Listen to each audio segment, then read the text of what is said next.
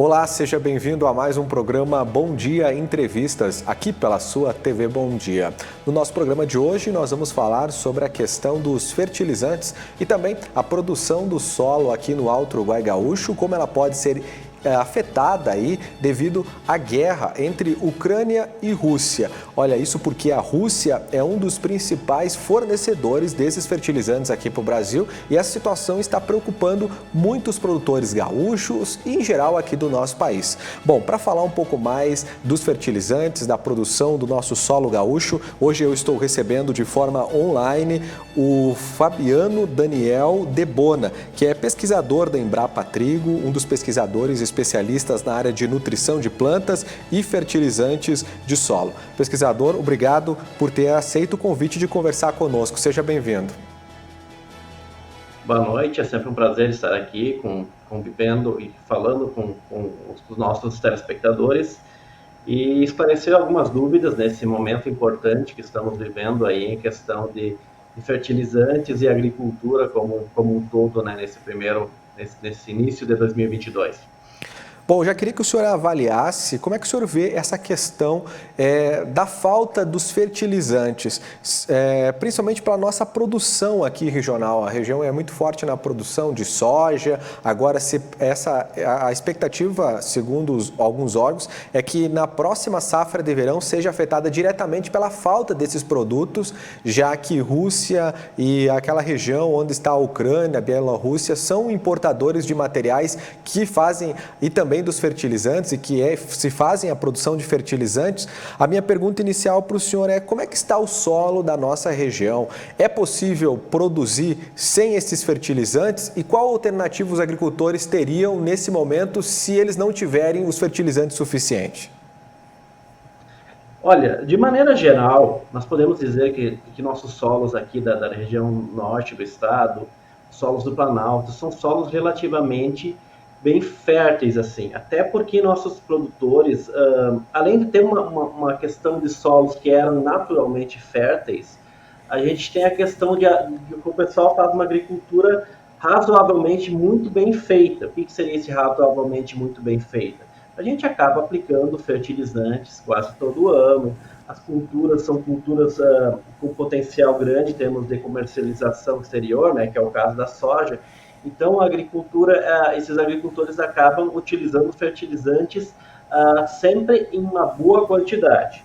Então, se você começar a pensar nesse sentido, principalmente em nutrientes, como se você começar a analisar em solo, em laboratório de solo, né, nutrientes como fósforo, potássio, nossos solos já são relativamente bem ricos, né?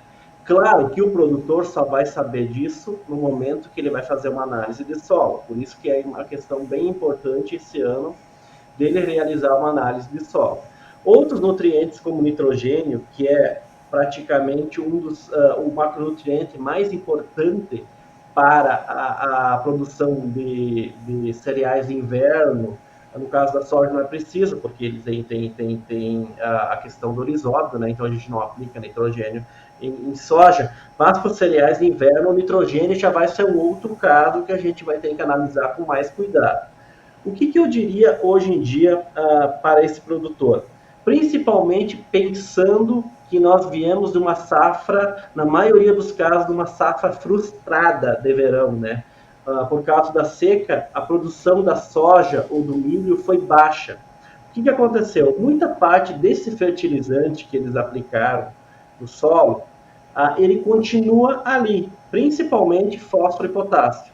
Então, para a próxima cultura de inverno, como o fertilizante está caro, está escasso no mercado, eu diria para ele, primeiramente, fazer uma análise de solo, e se acaso esses teores estiverem muito altos, talvez ele possa produzir o cereal de inverno sem aplicação de fósforo e potássio, que são bem caros. Isso vai ser muito bom, que ele acaba barateando o custo de instalação dessa lavoura. E aí aplica mais dinheiro na questão dos nitrogenados, que seria basicamente ureia. Com isso ele pode garantir uma boa safra de inverno, fazendo num preço barato, economizando fertilizante para a safra de verão, porque a gente não sabe o que vai acontecer com a safra de verão. Realmente a situação para a safra de verão é complicada. Nós já vivíamos uma situação complicada de preço alto dos fertilizantes no mercado internacional, já não estávamos conseguindo receber a quantidade adequada de fertilizantes no país por causa da pandemia, e agora essa situação de guerra, que é o pior cenário possível, porque a Rússia é um dos grandes fornecedores de fertilizantes para nós. Se essa guerra se alongar, a gente vai ter mais problemas ainda para receber esse fertilizante e ter fertilizantes para a safra de verão. Então, a questão agora, eu sempre digo, agora é a questão de aplicar a boa agronomia dos nossos solos para conseguirmos uma boa produção tanto de inverno quanto de verão. Alguns representantes do governo federal, nem sempre técnicos nessa área, têm falado em discursos para agricultores, nessa questão de que o Rio Grande do Sul e o Brasil poderiam produzir o próprio fertilizante. Até que ponto é possível isso? É possível o nosso estado começar? Tem capacidade para produzir a quantidade de fertilizante? O Brasil tem capacidade para a necessidade do tamanho do solo que ele tem aqui? Vamos pegar primeiro uma situação de Brasil. O Brasil tem jazidas, ainda algumas não exploradas, né, de fósforo, de potássio, mas não serão suficientes. Certamente não serão suficientes. Vai demorar um bom tempo para a gente conseguir explorar essas jazidas e conseguir reduzir um pouco a dependência do fertilizante importado.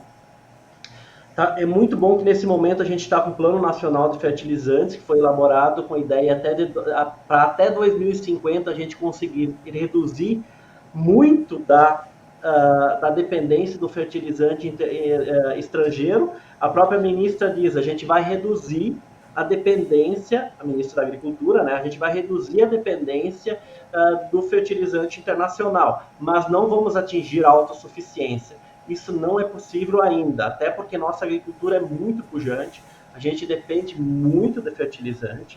O que acontece? A gente pega o fertilizante de fora, transforma em grãos, transforma em produto e acaba vendendo para fora de novo. Então a gente é um grande transformador agrícola também.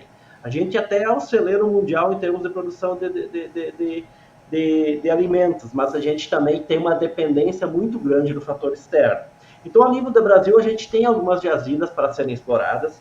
Em termos de nitrogênio, a gente tem indústrias que poderiam ser reativadas ou ativadas. A Petrobras tinha um grande projeto no passado para montar pelo menos 3 indústrias de fertilizantes nitrogenados no país. Deu uma parada nesse momento, talvez elas sejam retomadas. Isso vai ser muito importante, a gente precisa pensar em retomar isso aí. Em termos de estado, vamos indo agora para o Rio Grande do Sul, eu acho que tem coisas importantes aqui. No Rio Grande do Sul nós temos a possibilidade não só de fertilizantes, a gente já é um grande produtor do calcário, né, que são os materiais para calagem de solo, que é extremamente importante, tão importante quanto o fertilizante e a calagem. Então a gente já tem grandes jazidas, minas no Rio Grande do Sul.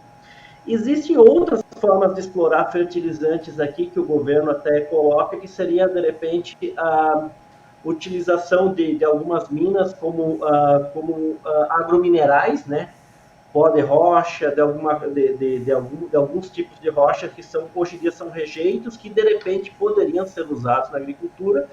No entanto, a gente carece ainda de estudos. A própria Embrapa está realizando estudos grandes nessa área, para ver o quanto de nutriente realmente existe dentro dessas rochas e quanto realmente é disponível para a planta. Que não adianta eu simplesmente moer uma rocha e colocar no campo achando que ele é um adubo. Não, não é isso. Ele precisa ser testado, ele precisa ser aprovado, só depois disso ele pode ser utilizado como adubo agrícola. Talvez a gente tenha algumas possibilidades dentro do estado, sim.